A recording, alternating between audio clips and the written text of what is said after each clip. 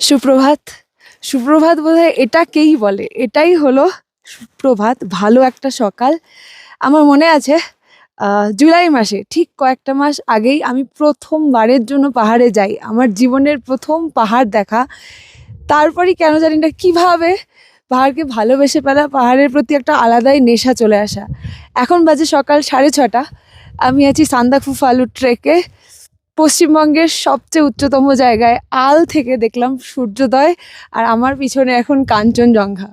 সেই একটা দিন যেদিন কাঞ্চনজঙ্ঘা দেখতে পারিনি বলে প্রচুর কেঁদে ফেলেছিলাম। মানে কাঞ্চনজঙ্ঘা দেখতে পারিনি যে কি কান্না, 3টে দিনের জন্য, একটা দিনের জন্য দেখা দেয়নি।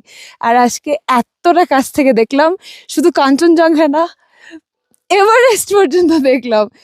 মানে বলে না, স্বপ্ন একটা পূরণ হয়, আরেকটা স্বপ্ন তৈরি হয়। আজকে আরেকটা স্বপ্ন তৈরি হলো। আশা করি কোনো না কোনো দিন পূরণ করতে পারবো, নিজের সবটা দিয়ে চেষ্টা করব, সেদিন আবার দেখা হবে। তো সবাই ভালো থেকো। এই অপূর্ব দৃশ্যটা সামনে থেকে অবশ্যই জীবনে একবার না একবার দেখতে এসো।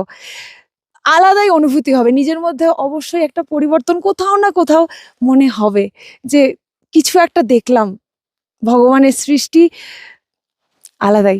সবাই ভালো থেকো। সুপ্রভাত।